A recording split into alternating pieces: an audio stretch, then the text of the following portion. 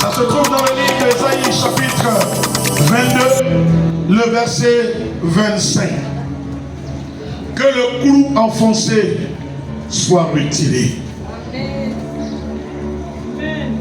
Là où le clou a été mis, il faut que cette pointe diabolique soit comment? Retirée. Au nom de Jésus. Là où ta vie a été pointée, il faut que cette pointe-là soit comment? Retirée. On va se tenir debout et nous allons lire la merveilleuse parole du Seigneur. Chapitre 22, verset 25. Ésaïe 22, verset 25. Je lis la parole. 22, 25. Ésaïe 22, verset 25. Je lis la parole. Oui. En ce jour, dit l'Éternel des armées. En ce jour, dit l'Éternel des armées. Le clou enfoncé dans un lieu sûr sera enlevé. Sera comment? Enlevé. Sera comment? Enlevé. Et il sera battu. Tombera. Et le fardeau qui était sur lui sera détruit. Le fardeau qui était sur toi sera détruit. Car l'Éternel a parlé. Au nom de Jésus et Jésus. Alléluia. D'Aïe n'a plus. Les gens du temps d'Ésaïe ne sont plus. La parole de l'Éternel est souveraine et éternelle. La parole de Dieu s'applique dans tous les temps, dans toutes les générations. La parole de Dieu est pour tous les temps. C'est mon temps, donc c'est pour moi que Dieu parle ici. Alléluia. La Bible dit qu'il est le même hier, aujourd'hui et éternellement. C'est que Dieu a fait au temps d'Ésaïe. Dieu le fait à mon temps et il le fera au temps, n'est-ce pas, de ceux qui vont venir après nous. Dans le nom de Jésus. Donc je crois et je considère que Dieu s'adresse à moi ce matin. Dieu s'adresse à toi ce matin. Toi qui m'écoutes, toi qui crois. Et comme je l'ai dit ce matin, prie beaucoup pour que Dieu fortifie ton homme intérieur. Que Dieu te donne de croire en lui. Que Dieu te donne de saisir sa parole. Vous savez, il y a des gens qui disent, ça ce sont simplement des écrits. Pour moi, ce n'est pas des écrits simplement. Ce sont des principes de vie. Ce sont des paroles de vie. C'est des règles de vie qui sont dictées dans la parole de Dieu. Si je marche selon elle, que je crois véritablement en elle, elle est obligée de prendre forme dans ma vie. Elle est obligée de se réaliser. Alléluia.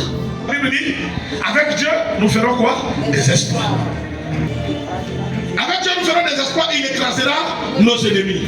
Ce n'est pas en 2026 que Dieu a dit cela. C'est écrit dans la Bible. Or, la Bible, ils ont fini d'écrire la Bible quelques années après le départ de Jésus. Le dernier livre, selon le classement, lui second que nous avons, c'est l'Apocalypse.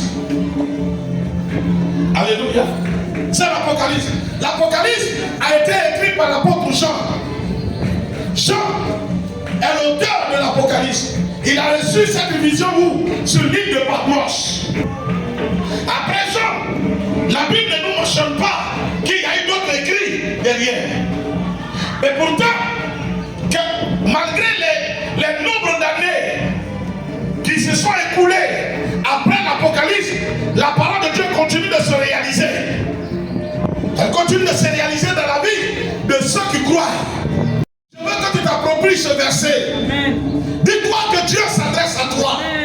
À l'aide de ton esprit. À l'aide quand Dieu a parlé. Non, à mon temps, Dieu me parle. Il dit au 8e mois, Dieu s'adresse à Zacharie.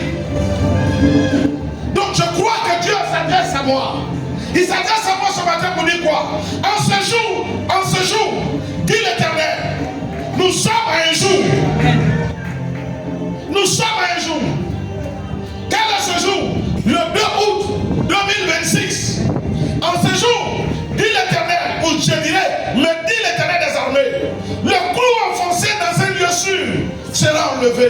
Oui, le clou enfoncé dans un lieu sûr sera enlevé.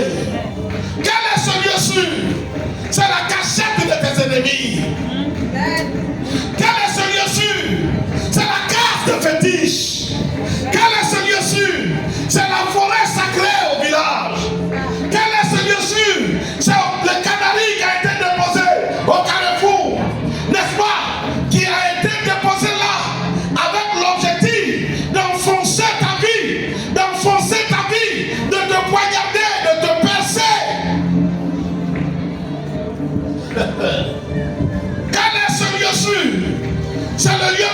noir, où les gens se rassemblent pour empoisonner ta vie, pour t'envoûter, pour te bloquer, pour dire ton nom sur l'autel de l'échec.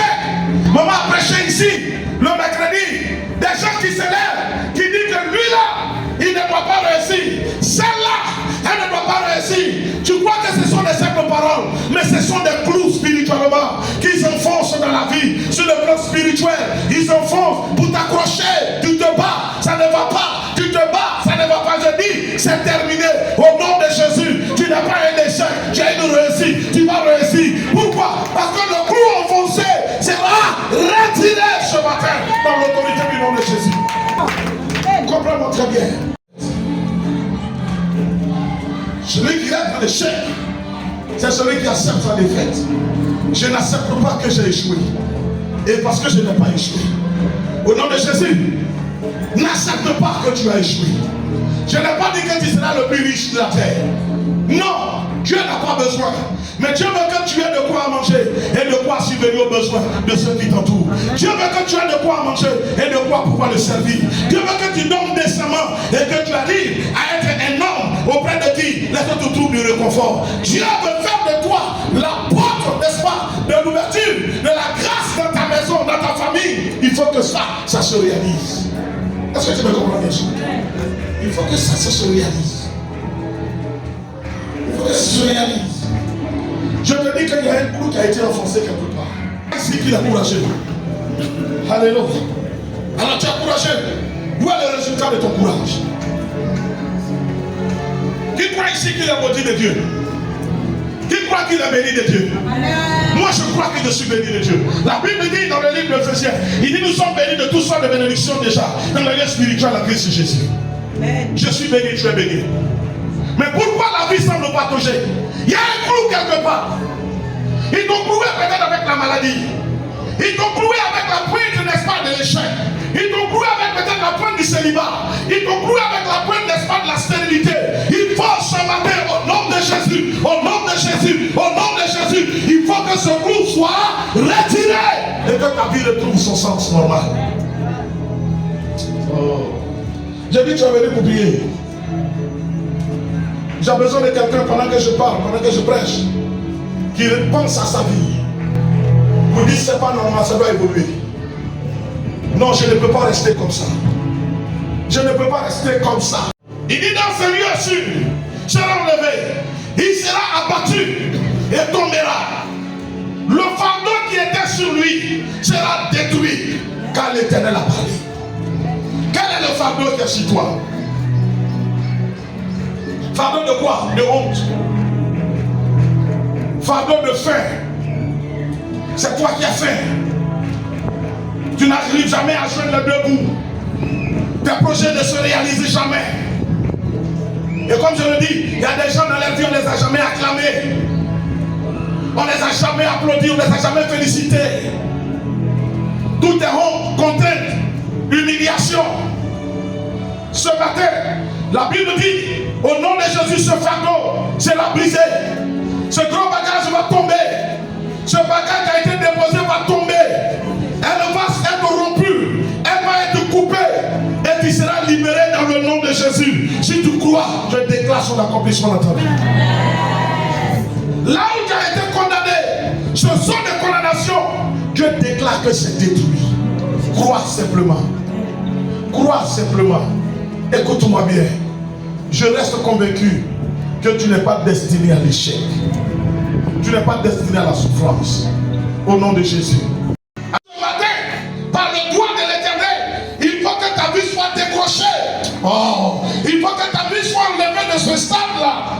Il faut que tu te lèves dans la prière et que tu déclares que l'ennemi qui t'a positionné là, cet ennemi est tombé, son pouvoir est tombé, sa couette est cassée, son clou est brisé dans le nom de Jésus. Et que toi tu t'en sors. Là où tu as été condamné, tu es libéré de cette condamnation.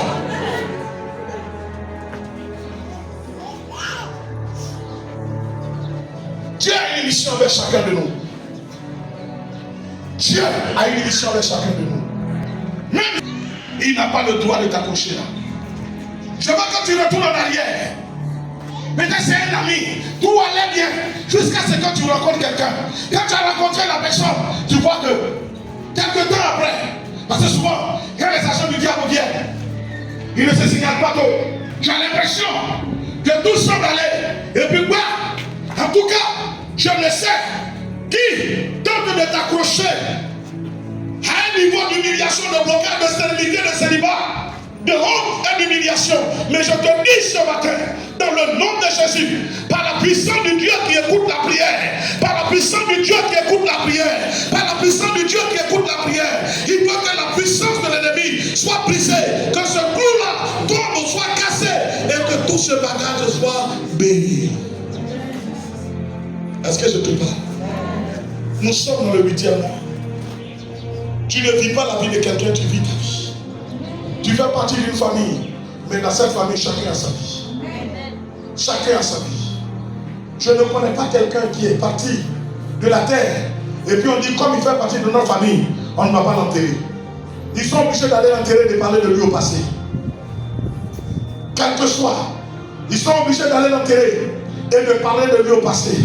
À tel quand il était là. Donc personne n'a le droit de t'arrêter.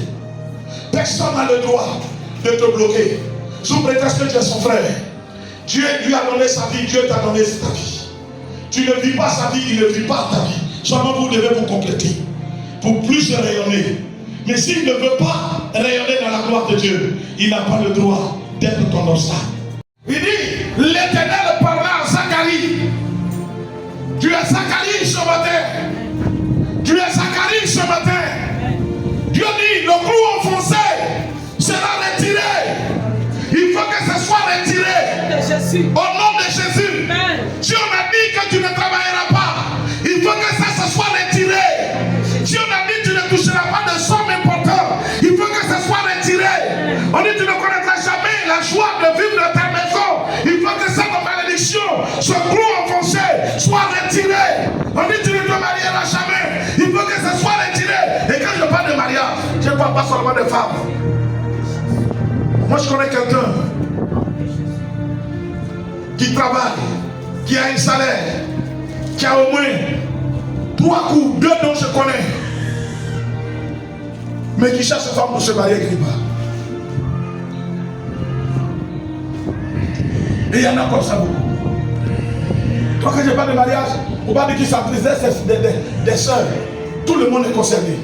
Il y a des gens, le son dit, ils ne vont jamais se marier. Ils ont forcé, ils se sont mariés. Il n'y a pas de joie dans le foyer. C'est pas la même chose. Il n'y a pas de joie dans le foyer. Quand il met ici, elle met là-bas. Elle met là-bas, il met ici. Tout ce qu'il a dans son foyer, qui est son sujet de joie, sa femme est jolie. C'est tout. Mais dit on s'entend pour parler, il n'y en a pas.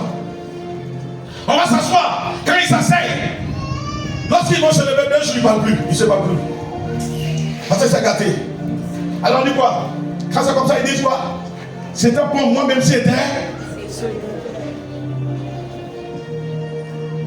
un coup qui lui a été enfoncé. Chacun a un point sur lequel il va prier. L'église est grande. On n'a aucune consécration. Je veux que tu pries. 2 choses. Si tu comprends ton intimité, prie dans ton intimité. Parce que tu as dit, celui qui est à côté de moi va entendre. Et je veux que tu pries avec force et zèle en ayant une vision. Là où tu as été déposé, cet hôtel-là doit se casser. Au nom du sang de Jésus. Amen. Amen. Est-ce que tu m'entends bien? Là où tu as été déposé, cet hôtel-là doit se casser. Prions ça. La main de l'Éternel te défend sans toucher. Les anges marchent autour de toi, arrachent à tout danger. Le sang de Jésus plaît dans ta faveur. Là où tu devais te condamner, le sang de Jésus est la raison de ta liberté. Je déclare que tu es béni. Au nom de Jésus, demeure béni. Amen, amen et amen. Es como